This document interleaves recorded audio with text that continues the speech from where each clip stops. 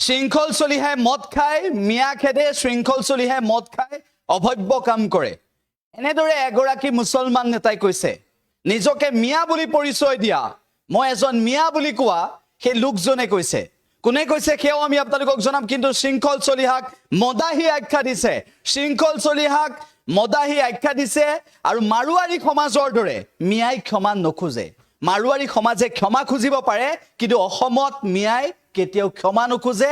এনেদৰে কৈছে নিজকে মিয়া বুলি কৈ ভাল পোৱা এজন মিয়াই। আমি সবিশেষ জনাইছো এই মুহূৰ্তত এটা ডাঙৰ খবৰ জনাইছো যে শৃংখল চলিহাক মদাহী বুলি কৈছে।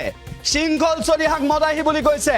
উজনিৰ পৰা নামনিলৈ অসমৰ 3,30,00,000 জনতাৰ জ্ঞাতাৰ্থে আমি এই মুহূৰ্তত জনাইছো যে শৃংখল চলিহাই মদ খায়, শৃংখল চলিহাই মদাহী আৰু শৃংখল চলিহাৰ মদাহী আচৰণত অতিষ্ঠ হৈ পৰি এগৰাকী মুছলমান লোকে, এগৰাকী মুছলমান নেতাই এই সন্দৰ্ভত নিজকে মিয়া বুলি পৰিচয় দি শৃংখল চলিহাক আক্ৰমণৰ লক্ষ্য কৰি লৈছে।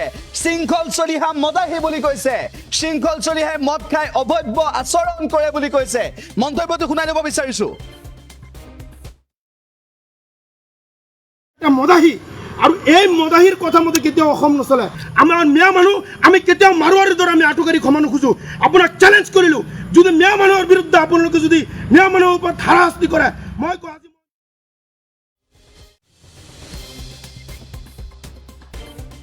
আমি উল্লেখ কৰিছো যে শৃংখল চলিহাক মদাহী বুলি কৈছে। শৃংখল চলিহাৰ মতে অসম নচলে বুলি কৈছে। শৃংখল চলিহাই অসম চলাব নোৱাৰিব বুলি কৈছে। মিয়া বুলি পৰিচয় দি ভাল পোৱা এগৰাকী মুছলমান নেতাই এই সন্দৰ্ভত মন্তব্য কৰিছে।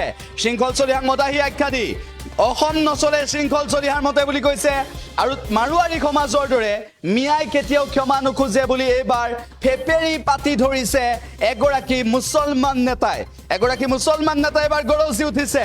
শৃংখল চলিহা মদাহী বুলি কৈছে আৰু মদাহী শৃংখল চলিহাৰ মতে অসম নচলে বুলি এইবাৰ চৰম সকিয়নি প্ৰদান কৰিলে, চৰম হুংকাৰ দিছে এগৰাকী মুছলমান নেতাই। আৰম্ভ হৈছে সংঘাত, আৰম্ভ হৈছে সংঘাত, আৰম্ভ হৈছে মিয়াক লৈ ৰাজনীতি আৰু এনেধৰণৰ ৰাজনীতিৰ পৰা সকলোকে আঁতৰি থাকিবলৈ আহ্বান জনাইছে। কিন্তু তাৰ মাজতে শৃংখল চলিহাক মদাহী আখ্যা দি শৃংখল চলিহাৰ মতে অসম নচলে আৰু মাৰোৱাৰী সমাজৰ দৰে মিয়াই ক্ষমা নোখোজে বুলি এইবাৰ চৰম হুংকাৰ প্ৰদান কৰিছে এগৰাকী মুছলমান নেতাই। মুছলমান নেতাই চৰম হুংকাৰ প্ৰদান কৰিছে।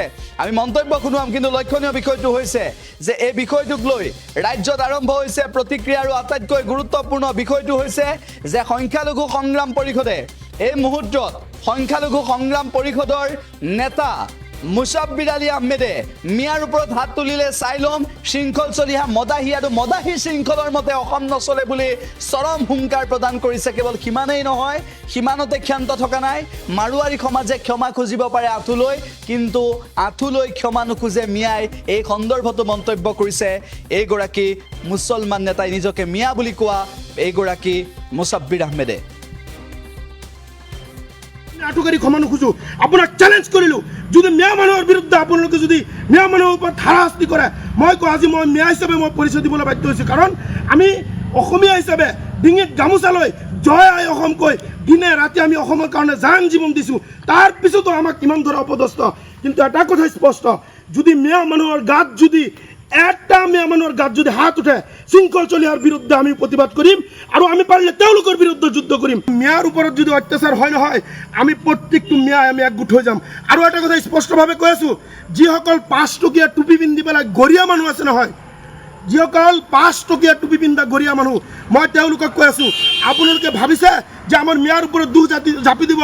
মই কৈ আছোঁ, গৰীয়া মানুহৰ প্ৰত্যেকটো মছজিদত যিসকল ইমাম আছে, গৰীয়া মানুহৰ যিসকল মাদ্ৰাছাত ইমাম আছে, প্ৰত্যেকটো ইমাম আমি বৰ্জন কৰি দিম।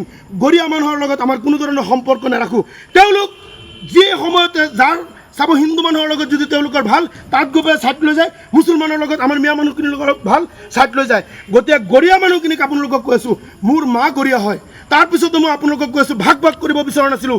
যিসকলে মিয়া মানুহৰ বিৰুদ্ধে প্ৰতিবাদ কৰিছে নহয়, আপোনালোকক কৈ আছোঁ, 5 টকীয়া টুপি পিন্ধা গৰীয়াবোৰক কৈ আছোঁ, আপোনালোকৰ মছজিদত আমাৰ মিয়া যিসকল ইমাম আছে আমি বৰ্জন কৰি দিম।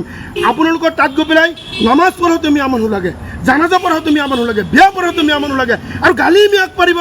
তাৰ মানে কি ধৰ্মৰ ক্ষেত্ৰত আপোনালোকক ৰিপ্ৰেজেণ্ট কৰিব মিয়া মানুহ আৰু তাৰপিছত আপোনালোকে গৈ পেলাই যেতিয়া নেকি অৰ্ধ উলংগ কাপোৰ পিন্ধি পেলাই আপোনালোকে মানে যিটো নেকি আমাৰ মুছলমান ধৰ্মত নাই সেইখিনি কাম কৰোঁতে আপোনালোকে মিয়াক বেয়া পায় গতিকে কৈছোঁ মই গৰীয়া মানুহখিনিক কৈছোঁ আপোনালোকে ভদ্ৰতা বজাই ৰাখক আপোনালোকে মুছলমান পৰিচয় দিয়ক আপোনালোকে কিন্তু কোনো ভাগ পৰিচয় নিদিব যদি ভাগ পৰিচয় দিয়ে আমি মিয়া একগোট হৈ গ'লে কিন্তু আপোনালোকৰো ভেজাল আছে মই চিধা কথা কৈছোঁ শৃংখল চলিহাক কৈছোঁ এটা কথা স্পষ্ট ভাষাত কৈছোঁ আমি মিয়া মানুহ মাৰোৱাৰীৰ দ্বাৰা কেতিয়াও কিন্তু আঁঠুকাৰি আমি ক্ষমা নোখোজোঁ আমি মিয়া মানুহ অবিভক্ত ভাৰতৰ মানুহ আমি এই দেশৰ অসমৰ ভাৰতৰ নাগৰিক আপোনাৰ যিমান ক্ষমতা আছে ইমান ক্ষমতা মোৰ আছে ইমান অধিকাৰ মোৰ আছে মোৰ অধিকাৰ খৰ্ব কৰাৰ এইজন শৃংখল চলিহা কোন আপুনি শৃংখল চলিয়া আপোনাৰ কলা চশমা পিন্ধি পেলাই আপুনি যদি অশৃংখল পৰিৱেশ সৃষ্টি কৰে তাৰ বিৰুদ্ধে সংগ্ৰাম আমি কৰিমেই সংগ্ৰাম পৰিষদক কোনো ৰোধ কৰিব নোৱাৰে প্ৰতিটো জনসাধাৰণক প্ৰতিটো সংগঠনৰ মানুহক মই অনুৰোধ জনাম আমি ইয়াত ধৰ্মীয়ভাৱে ভাগ নহয় আমি অসমীয়াভাৱে অসমীয়াৰ বিৰুদ্ধে যদি কোনোবাই কিবা কৰে তাৰ বিৰুদ্ধে কৰক গতিকে অসমীয়া কিশোৰ আৰু এইজনী ছোৱালীক ৰেপ কৰাৰ কাৰণে আমাৰ মুছলমান সমাজ ওলাই হাজাৰ ৰাইজ ওলাই তাৰ বিৰুদ্ধে প্ৰতিবাদ কৰিছোঁ শৃংখল চলে হ'ল এটা যিকোনো খবৰৰ বাবে যোগাযোগ কৰক 7099017330 অথবা 7099017390 নম্বৰত